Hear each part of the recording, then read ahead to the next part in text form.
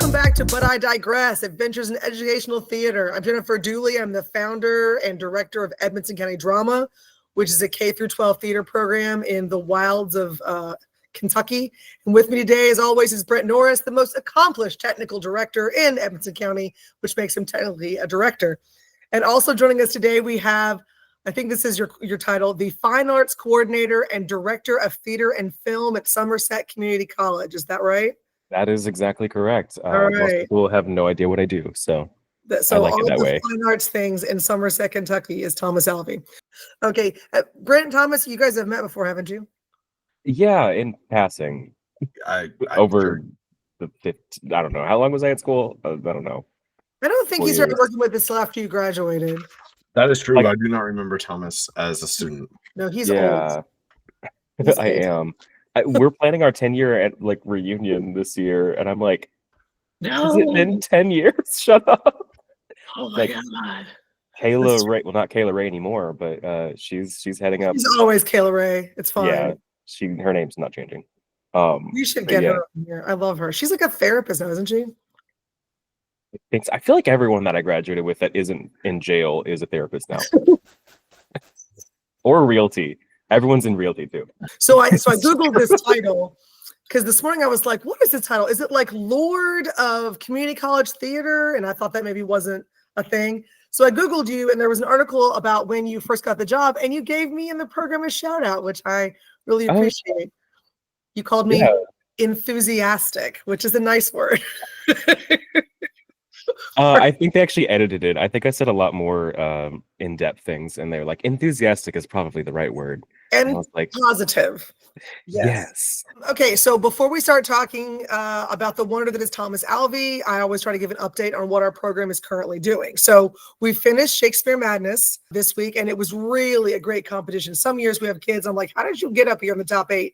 But it was solid all the way across the board pretty much. Of course, that's our bracketed Shakespeare competition where the students memorize a Shakespearean monologue and compete against each other, and we have outside judges come in. And then when they get to the final 4, the kids have to memorize a Shakespearean sonnet that's kind of in contrast or monologue so that the judges can see their range.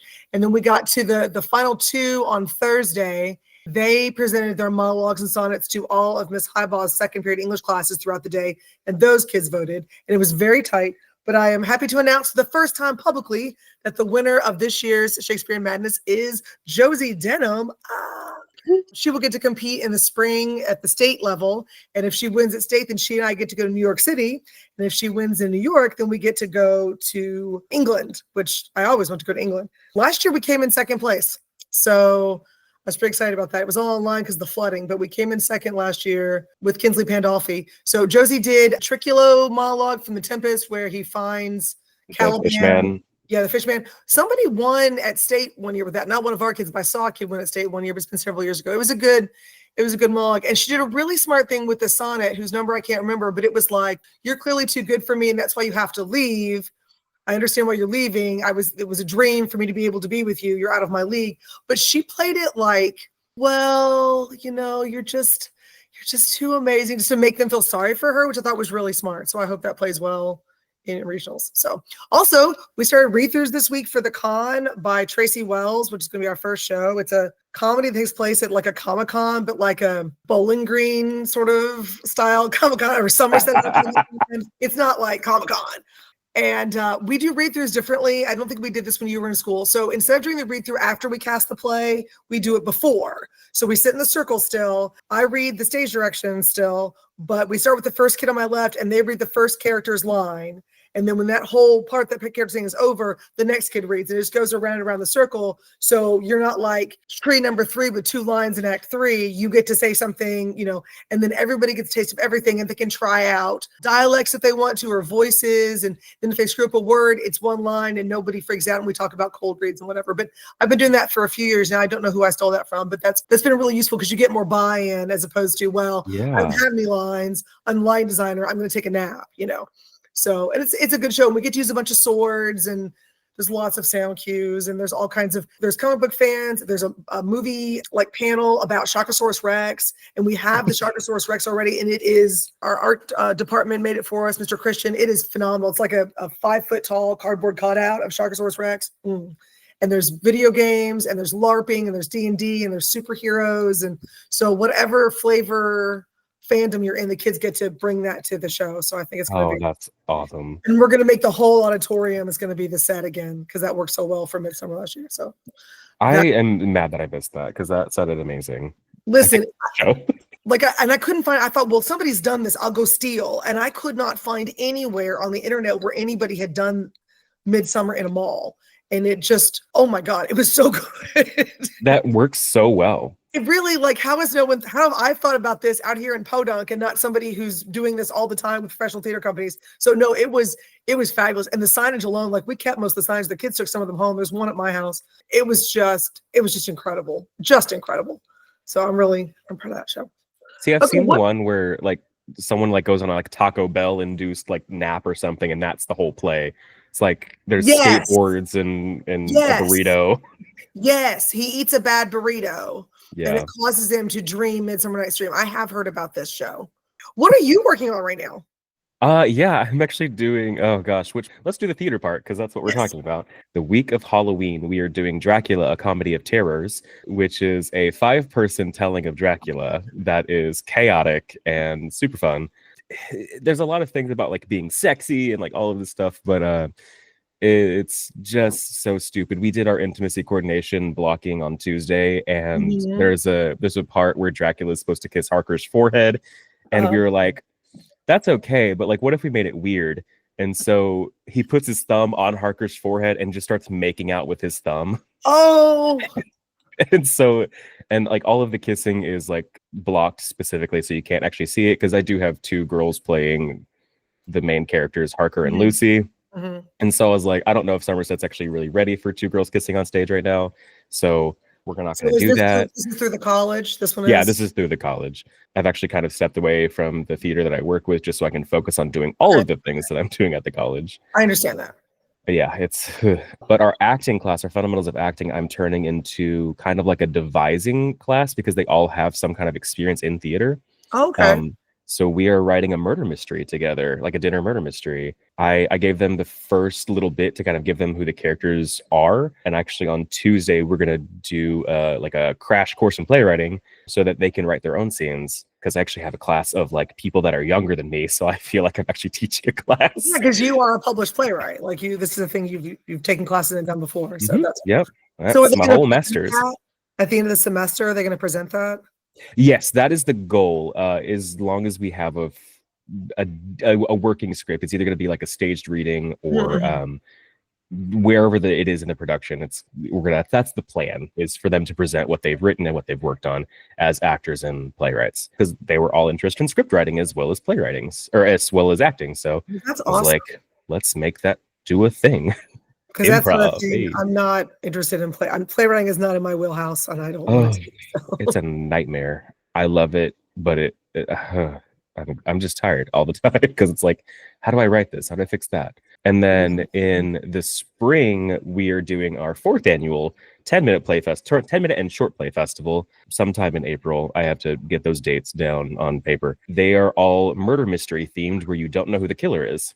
Oh, cool. And my admin assistant is actually me and him are going to work together to write the play that ties them all together. Oh, like a frame story? Oh, how fun. Yeah, it's so stupid. I love it so much, though, because we've gotten some really good submissions. Actually, the playwright who wrote When We Get Good Again, the show that I did in February, he submitted a 10-minute play. Is that the one that was in the coffee shop? Yeah. That was so smart. I want to do theater where people can smell me all the time. I love black box theater. Found spaces theater. Like, I really did enjoy that. That was really smart. That was cool. Yeah. Well, that's great. I'm so excited for all these things. Like, you have done more professional theater, or just done theater in general as your whole career. I think more so than any of the other people we've had graduate, which is fine. That's not the point of the operation, right? Like, I don't expect most of your students to, or even your students, I would assume. I mean, do most of the kids that come out of Somerset with theater degrees, are they, pursuing professional theater, or are they doing other things? That's actually the fun thing, is I don't have a degree out of my program. I teach intro to theater and I teach acting, and that's kind of it. They have the opportunity to pursue Associate of Fine Arts if they go to, like, Bluegrass, because SEC is part of the KCTCS system. Sure, So sure, sure. Kentucky, Yeah. yeah. So like they can take classes at any of the 16 colleges and actually Yes. get a degree from any of the colleges, but graduate at SEC. Okay. Okay. Yeah. Or they can do a transfer pathway and go into a different program, because SEC has the University Center of Southern Kentucky. So we actually partner with 6 other 4-year universities. And so like they can start at SEC and then move on, transfer very easily to Sure, those yeah, bigger yeah. programs. But, like, I have had a couple of people Oh, really? that like went on, but they wanted to do like fashion design and stuff like that. So why did you get involved with Edmonson County drama, Thomas? Oh my gosh. Well, back in Yield 2011, I had I had a friend, Desiree Delage, who was like, "Hey, you should do the Odyssey with me at Capital Arts Youth Theater." And I was Yes, like, I saw "I've that never show. done theater." That was I don't know. I look fondly on that show. What a wild time. And Costumes were why made did of I have bed sheets, and I loved it. everything was made of something? Like, well, all the people in the show got to design their own costumes. Yes, I remember that. And then I was like, okay, well, I have to do this now for the rest of my life. This is my whole personality. And so as soon as they were like, hey, there's a drama class, and I was like, oh, absolutely. I don't care about anything else. And so yeah, freshman year, I was like, yeah, I'm gonna do drama. And then my mom was like, why? And I was like, because do you want me to do drugs or not? So here we are. I'm just kidding, mostly. Oh, yeah, no, I just kind of like, I remember, I want to say like maybe the first or second day that I was in class with you, you were like, has anyone had any experience? And I was like, I've worked with Capital Arts Youth Theater. And you were like, that's so nice. And Yeah, then you walked away. Just getting a lay of the land. So what was the first show you did with us? Oh gosh, the first show, was it Be My Ghost? Mm. Great show. I think about that one a lot. And Lurch and Yeah. Morgan. That was the double, like we did 2 casts of that. We did do just that, and all the taxidermy and the spider webs and stuff. That was an awesome show. Yeah, I think it was Morgan's first show too. Yeah, so me and Morgan joined at the same time. Yeah. And gosh, man, I do absolutely love it. Because like there's like the double ghost lady thing. Yeah. Billy, because I really wanted to be the monster. Uh-huh. But then, oh my gosh, who actually got that? It was Dante and Dante, yeah. Oh, who's the other one? Who's the other monster? I don't remember. Because some of them we had to go ahead and put the same kid in both shows because of people not doing anything to do. Yeah. Sheila Ray was in that show. Yeah, that was a good show. That was a really expansive set. Like, Cody put cobwebs on everything. We must have bought 100 pounds worth of cobwebs. They were so many cobwebs. That's but it worked so well. Yeah, that was probably the most expansive set we'd built at that time because that was before we built the castle and stuff. Yeah. But good show. I want to picture that somewhere. And of course, Desiree was in that show. Yeah. She had a duck. She had a duck she carried around with her. We broke its head off accidentally. Had to get it repaired. It's hard to repair taxidermy, just so you know. I don't doubt that at all. I mean, every time I see the wildcat somewhere, I'm like, oh God, is that gonna break apart? That might be the first time we stole the wildcat for a show. That became like the thing every show was like, we have to steal the wildcat. Not every show, but every season that wildcat's in a show. Like he was in one of the stores in Midsummer. So yeah, we always put the wildcat in there. It's a good time. I'm so afraid we're gonna break it. There's a whole big backstory. Yeah. It's whatever. What is the memory that particularly sticks out for you for your time at MSK drama? Oh man, gosh. I mean, I because this is what I've made my personality. Like I just always think about things that happened in high school. I don't know. Like there's always I have a story from drama for like every occasion. So it's like, well, this one time I was the set designer for a show that I was also in, and I got yelled at by everyone else in the cast because I kept changing the set because I couldn't figure out how to make something work. And they were like, why don't you just get this together? And I was like, well, because I don't know what I need. That was Weird Sisters. Oh, yeah, that was a good show too. That was such a good show. But man, that set, I wanted to die. It was because it was like moving around. I was trying to figure out the party scene while we were doing the party scene. We had the spinning walls. Yeah, we did so many spinning walls. Was that when Steven threw Doug through the spinning wall? Like they were supposed to have that fight and Steven overdid it and the wall went back, like we lost the whole set in the middle of the performance? Is that when Steven No, so you did it the second time. Was Teresa Payne in it? Yeah. Okay. Yeah, Teresa Payne was that one. Yeah, we did that show twice. So the first time Doug went through a wall. It's fine. He's fine. Everyone's fine. Yeah, it's okay. Pain is temporary. Theater Yeah. is forever. Right. I put Taya Payne in a side table because she could fit in it. That's right. That's right. You did from the table. So was that the same year Yeah. that we did Shakespeare Abridged? Yes, I think that was the same. It was the same year because that was the year no one had clothes because no one went back to help Taya change her clothes, and she came out with a shrug on, no shirt under it. Hornback came out with no pants on at the beginning of Shakespeare Bridge because he was so nervous. So yeah, that was the year no one had pants, and Aaron Alexander was just screaming on the headset all of the time. Yep, man, that was a good season. That was a good season. I don't remember what happened in the spring of that one. What do you think is the most important thing you learned, like in your career or like just in being a person while you were with our program? Oh man, just like I don't know. I guess like just go with it. Like you can make it up as long as you don't like hurt anybody. Yeah. And even if you do sometimes accidentally like hit somebody with a chair, it's okay. It can happen. It can happen. And everyone so far has survived. Everyone so far has survived. But yeah, no, I think that's like just go with it and like be nice to people. That's the big thing. And I know in high school I was not the nice person. No, I think that was the big takeaway. It's just like, be kind and do the things that fuel you. Yeah. Well, saying just go with it, that transitions very well into our discussion about improv. So the last episode, we were talking about if you, and I know at least 3 people who I've spoken to in the last month or so, who were like, listen, I have to teach theater right now. In one case, the guy got the class 2 days later. No experience. What do you do? And so my suggestion was you start with improv because you don't have to have scripts. You don't have to have a plan.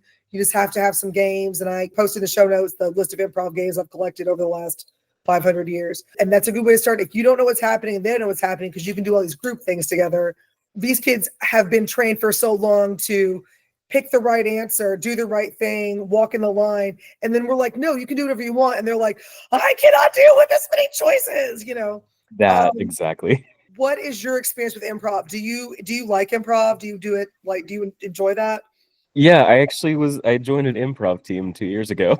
Oh, did you? Yeah, it was a team of 6 of us. And then one of them moved to Lexington and then we just stopped meeting. So but yeah, no, actually, I did improv for the auditions for Dracula just to kind of like, I wanted to see how everyone interacted with each other. So it was like, I gave them very basic, like, hey, pretend that you're in a carriage and I want you to tell me, like, warn me about Dracula without saying the word vampire or like very specific Dracula related things. Oh, that's cool.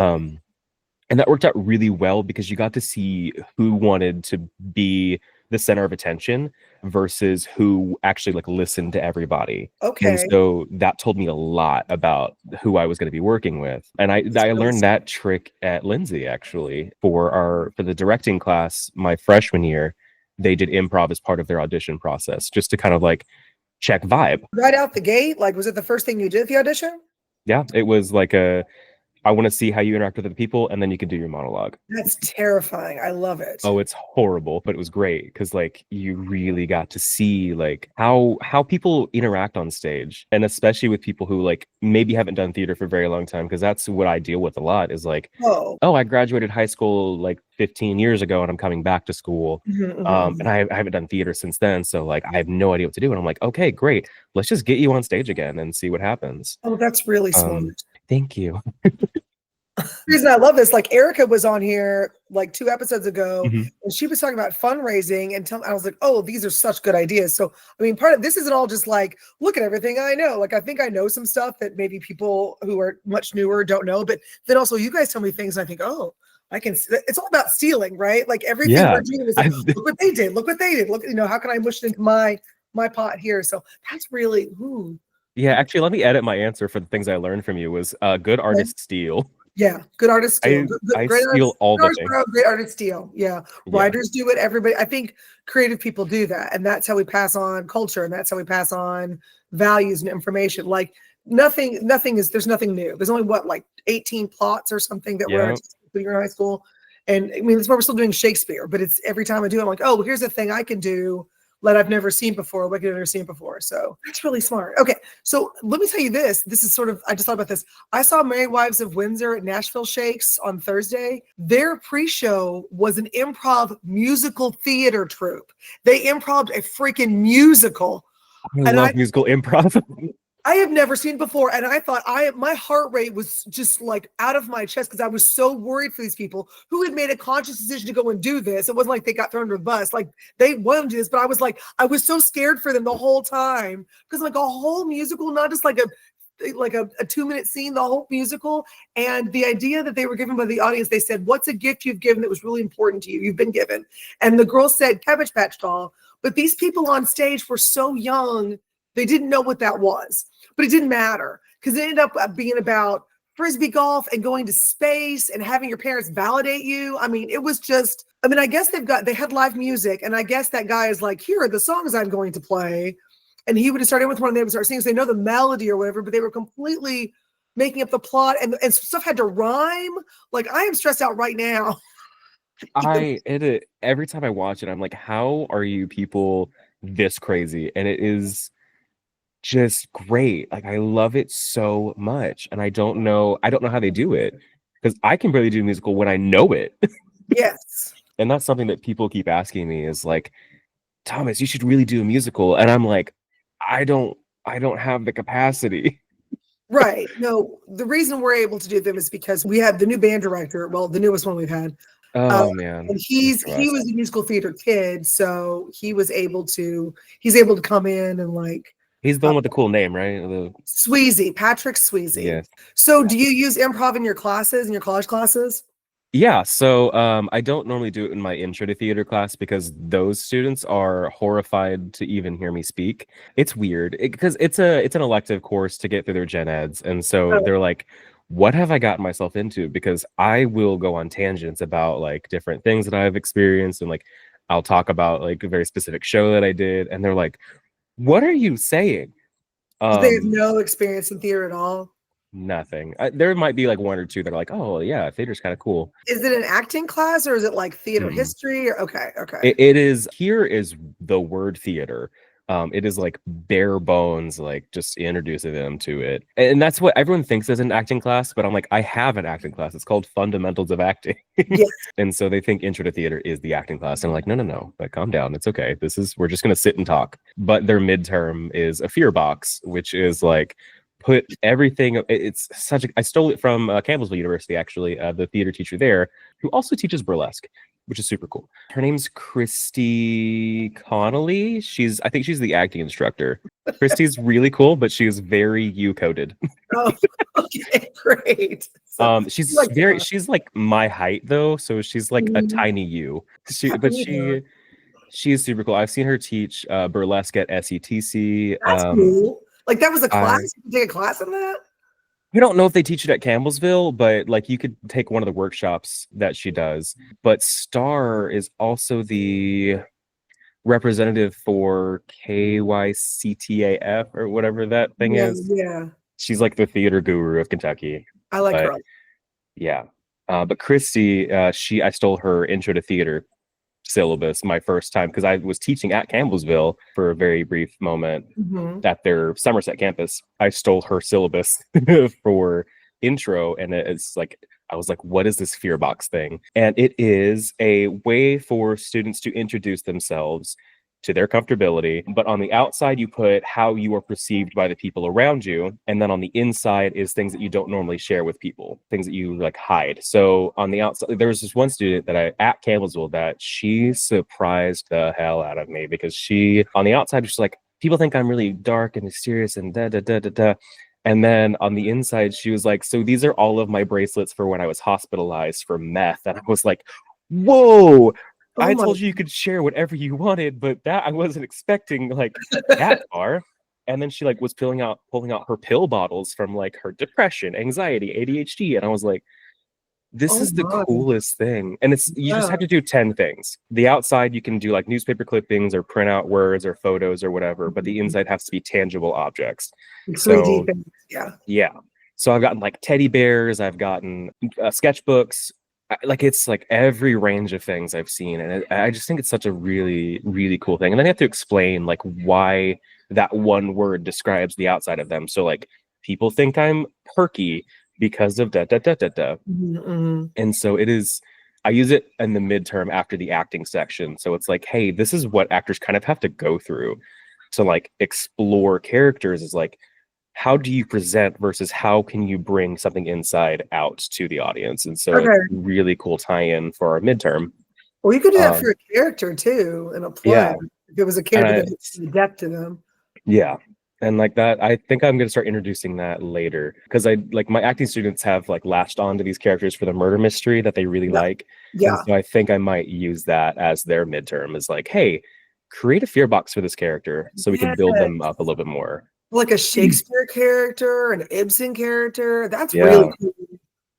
It is super cool. Like that, it is one of my favorite assignments that I do because I get to learn more about students. So but you do use improv in your acting class, you said? Mm-hmm. Yeah.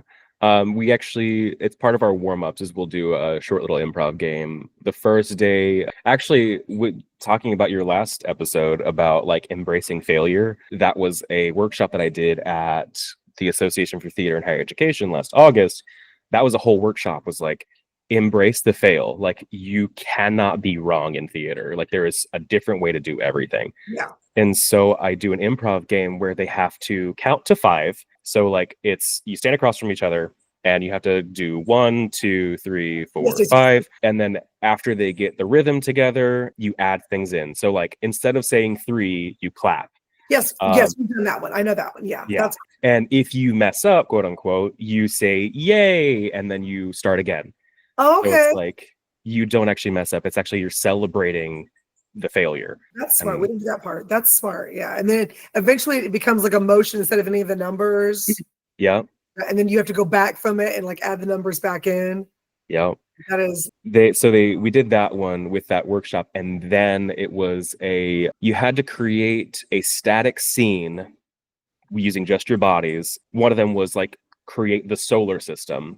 And then like everyone had to create like a planet or something. And then the audience would give you feedback on, was this successful or not? Mm-hmm, or it's like, what is the audience seeing? Because like we were all sitting around the room, so we're seeing different perspectives of it. Yeah. So like my side of it saw a waterfall, the other side saw whatever. And so like they would have a couple of seconds to reposition and try to make it more successful. Okay. Like getting closer and closer to solar system. Right. Using just people's bodies, which was just such a cool.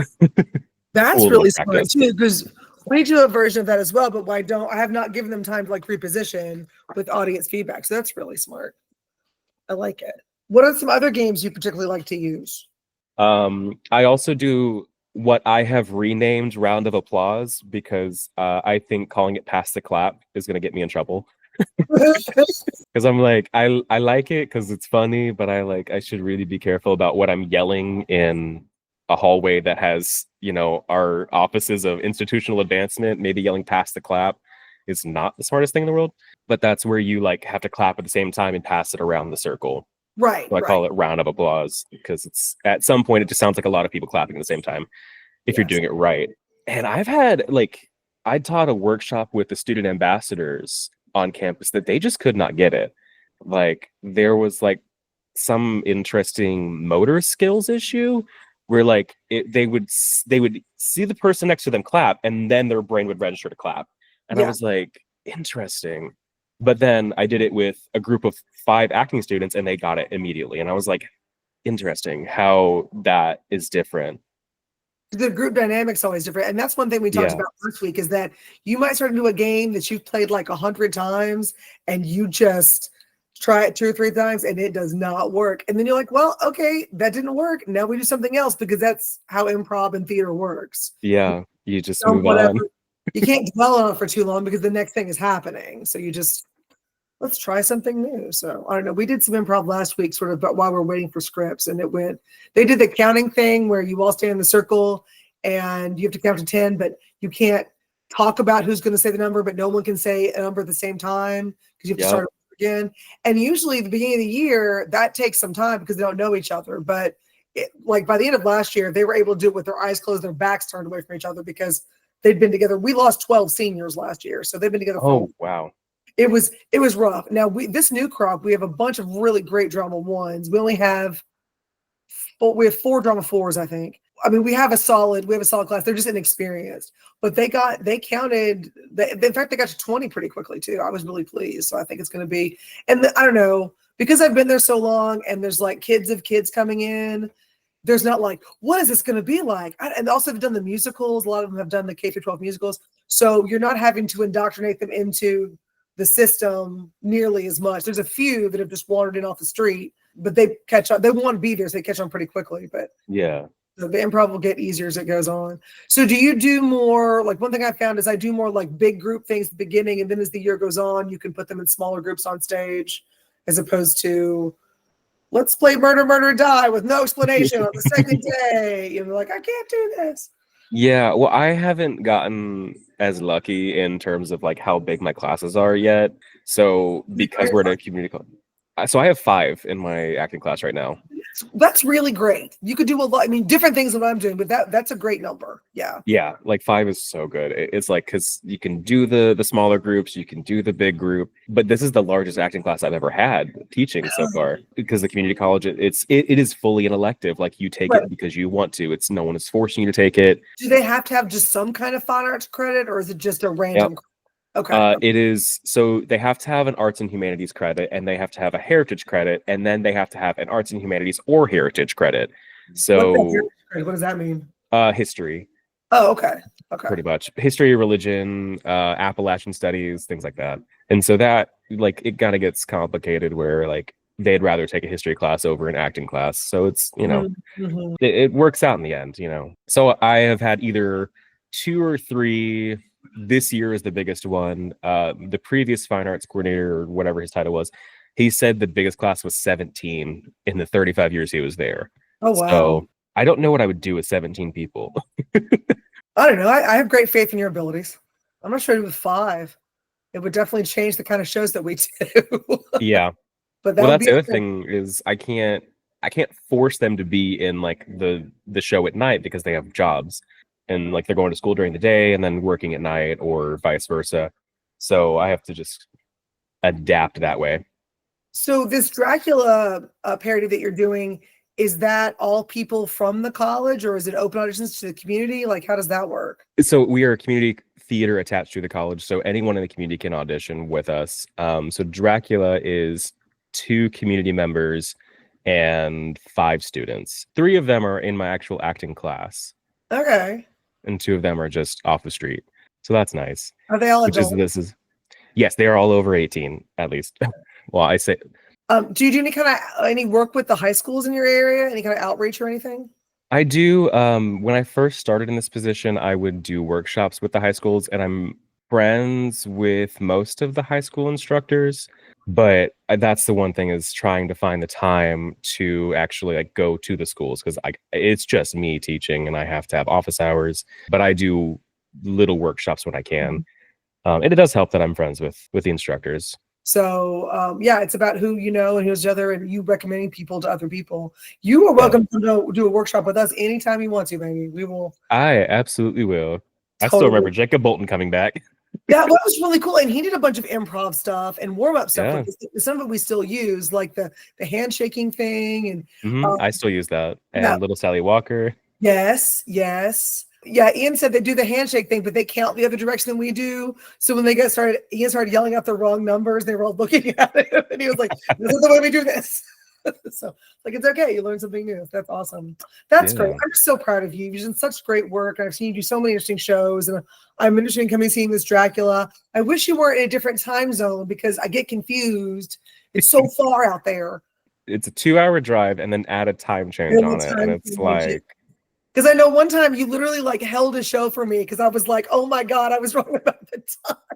I absolutely did, and we'll do it again. I did like 100 miles an hour. Was that Rosencrantz and Guildenstern? Whatever it was, you had to walk through the audience to get to the seating. So you had to walk through the stage to get to the seating. They couldn't let in people late. Yeah. So I think that was RNG. That was that was good. That show. We were just talking about doing that show again. Just me and the people it was me who played Hamlet, the girl who played Ophelia. Yes. And then the girl who played Claudio, we were like, or Claudius, we have to do the show again someday. That was a good show. And the one you did about after Shakespeare died and they're trying to the Book of Will. I liked that show quite a bit too. I would do that one again, but I would definitely want to be one of the actors. Like I would want to be. I know you were pretty fabulous. You came in and stole every scene you were in, and that's what I did in real life. So I was totally okay with that because I knew that story, right? And I was like, oh, I didn't know this was a thing. So I really did like that show. So yeah, I did so much research on that man just for that show. that's all right. Love Ben Johnson. Yes, he's great. He's great. Even it was nice of him to say these things about Shakespeare, even though they like were mortal enemies the whole time. Shakespeare Absolutely. But it's so cool because he's like the only person. He's buried standing up because he didn't want to pay for a full funeral plot. That tracks. That totally tracks. He was super cheap. So I don't know. No, one of the great things about doing this program as long as I have is getting to go see other productions that my kids are in, either on stage, off stage. I don't care. I'll go see whatever. And I've seen some really amazing stuff. I've seen some really weird stuff. That's one of the great, I mean, and I've gone all sorts of weird places to see plays that I never would have known about otherwise. So did you get any floor? Didn't they redid your theater? No, I redid my theater. I've actually the entire summer I've been renovating the theater. So what did you do besides paint the floor? So we redid the backstage. It was not well executed. There was a ramp that wasn't even like you had to like go around things to get to. So it's like if you had anyone in a wheelchair, they're not getting on the stage. And it was just like, as a person who is trying to like be like a space for everybody, like I can't have that. And the ramp is not ADA compliant. However, it is now accessible to the door backstage, whereas it was like in the back. And then there was just like, you had to step down into a closet for like the lighting equipment. And I was like, I'm getting old. And my knees are bad. So I can't keep doing that. So I was like, how do I add a staircase back here? So there's an area now that we can do shop work and then not have to step down into a closet. I didn't know you had that much space. That's awesome. Yeah, no, it's not like a huge amount, but it's enough to like, if we needed to build a wall, we could probably do that back there. So I took the stage in on the back. We repainted the floors from, I'm pretty sure it was painted in the 60s and has never been touched because it was like maroon and gray, and those color choices felt really old. And I was like, it's time to just refresh this. And so in doing that, it has pointed out the fact that our seats are older than sin.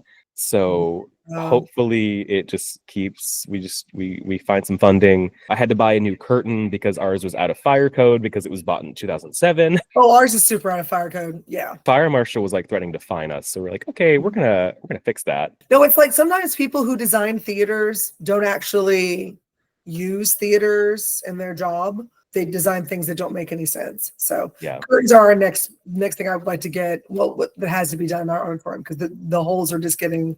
I mean, I could put a child through a hole in the back curtain, I think, if I needed to. There's a couple of spaces around here that are just not being tended to. That are like, this would be such a cool space if you would take care of it. It costs so much money. So much money. So what you should do with your seats is what Horse Cave did, where they just took out all the seats. You should do that. And then people can bring lawn chairs. After Robert left, somebody else got a hold of it and they took out all the seats and they did cool stuff out there. They did that one-man Hamlet out there. They did Shakespeare Abridged. There's an Oregon Trail musical. If you want to do a musical, that might be. Yes, I've thought about that because Star Kid has Oregon Trail musical. It's because it's audience participation. Like they run around with animals, like cardboard animals, and there's like a hole in the animal with a basket behind it, and the audience has foam balls, and you try to throw them in the hole, and that's what they get to eat. The audience earns points. It's a fun show.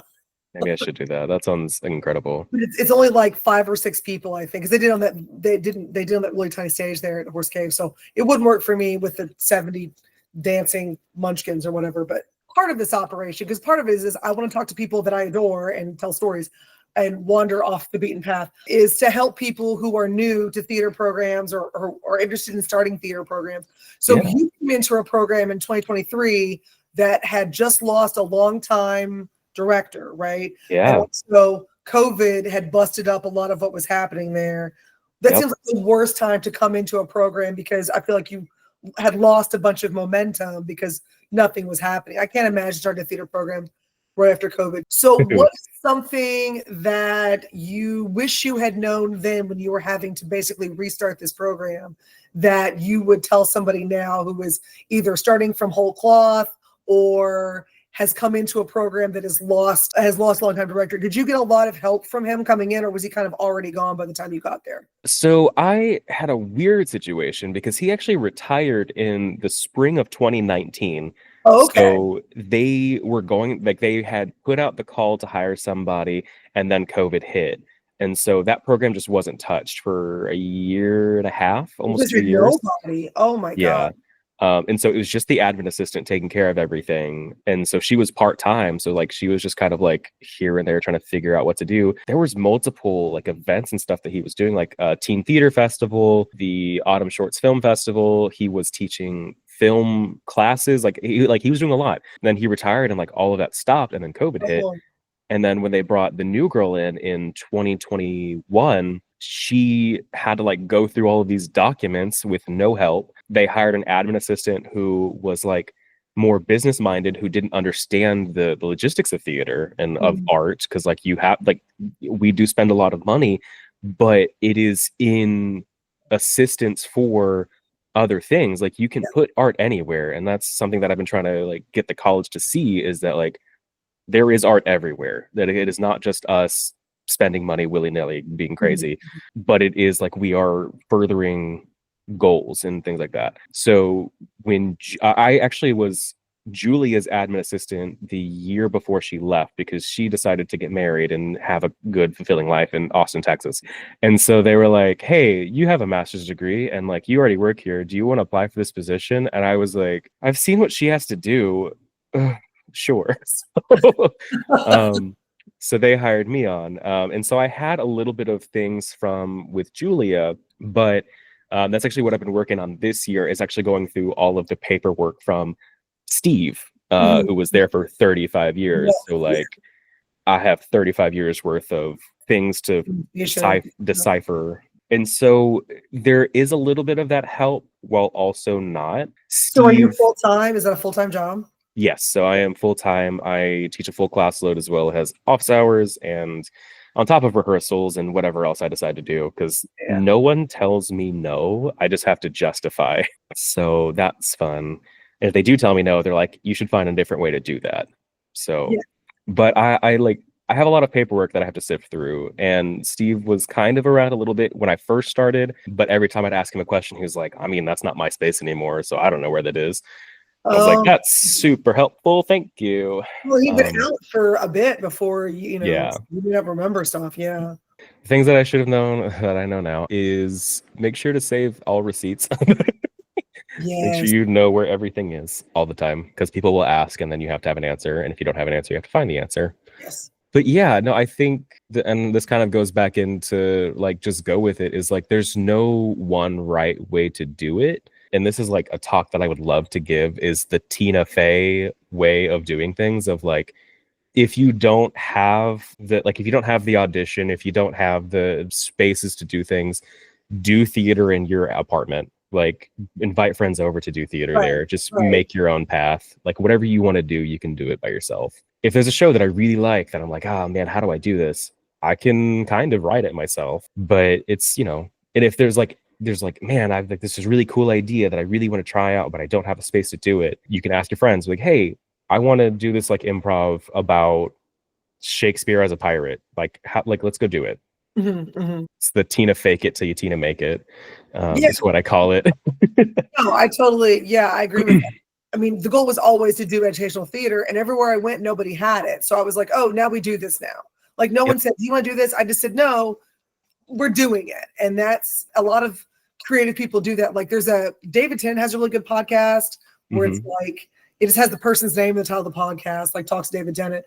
And a lot of the people he's talked to, they talk about how they weren't getting the opportunities they wanted as whatever kind of creative they were. So they just made their own, and that you can't sit around and wait for somebody to call you and be like, hey, do you want to come do this? You have to say, let's go do it. And then I've never tried to do something where everybody said no.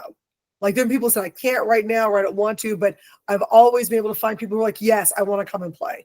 And of course, now they're sitting ducks right there in my class. So if you don't come and play, you fail. And like Flashback, I think has done a lot of good work with that because they have done it in so many really interesting spaces. Yeah. And that's something we have not done. I think we've done one show in the gym. We did that murder mystery in the gym that was interactive. Yeah. They are talking about, there's some land apparently we have, the district owns, like back behind the school board, between the school board and the school, that's all wooded. And the Outdoors Club is talking about building a trail through there. And wouldn't that not be cool to do a play in the woods, like parade? I have wanted to do a trail theater production for so long. And my concern has been, well, it'd have to be off campus somewhere because we didn't have a space like that. But if they build this trail that's on school property, then we can hike on up that hill during class. Yeah.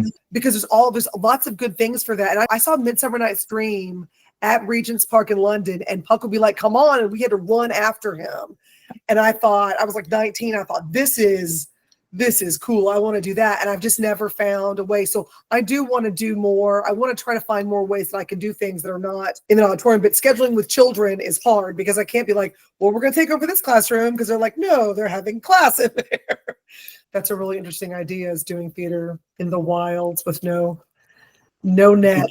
Yeah, the Kentucky Renaissance Fair actually has a Dickens festival where you can like watch A Christmas Carol and walk around their entire grounds. Like each scene is a different area. That is the first 2 weekends of December. Because I want to say their auditions have happened or are soon, but they've done that every year, and that's one thing I really want to do. But it's in Eminence, Kentucky, which is 2 hours from me. So it's up there, okay? Because I didn't have that Renaissance when I lived up there. Well, that's cool. It's a really cool space. I think they just celebrated their 20th year. Yeah, no, I will go. Let's go. We should go. Yeah. I'm honestly, do I have anything we should do that. I will go with you.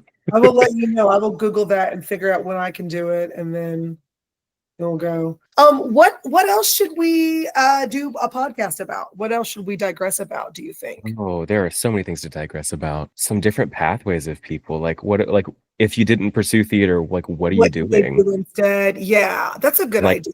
How has like your time in drama, how has that affected like what you're doing now, and like what skills have you taken on? Because that is where my life has come from, I guess, is like transferable skills from theater. That's the point. But I built this program, and look at all these kids that, I don't think it's completely because of me that they've gone on to do great stuff, but I think we gave them a little boop. No, I can agree to that, because I think the things that I learned from you were not always academic. It was always, here, just be a good person. What are you doing? We're trying to be nice. Okay, what else? Anything else that you want to tell our audience of people that have done theater with us, and also hopefully people who are new and trying to get it together and freaking out in a different way that we are freaking out. Like, we're still freaking out. Yeah, you'll never stop freaking out. Like, that's the fun part of it, is like, I never know what I'm going to walk into every day. I never have an ordinary day. Yep. And I think that's the fun part, is like, you don't ever have to worry about it being boring. No. We do cool things. We do. I love you so much. And you're doing such great stuff. I'm excited about Dracula. That'll be the next thing, right? Yeah. So do you have dates on that? Yeah, it'll be October 30th, 31st at 8 p.m. because I wanted to make sure after Halloween people had time to like take their kids home or whatever. And then November 2nd at 2:30. Okay, that might be easier for me to get to. Yeah. All right. Well, are there just tickets at the door? Yep, tickets at the door. If you want to call, we can reserve tickets that way. All right. Well, I love you very much, and I appreciate you coming, and we hope to see you. I have to get a rehearsal schedule out for my play soon, and finish the production analysis. I'm about halfway through that, so that's today's goal, I guess. All right, thank you. Read a bunch of plays. Yeah, thank you so much for coming, and we will see everyone, or listen to everyone. They will listen to us the next time we produce an episode of But I Digress.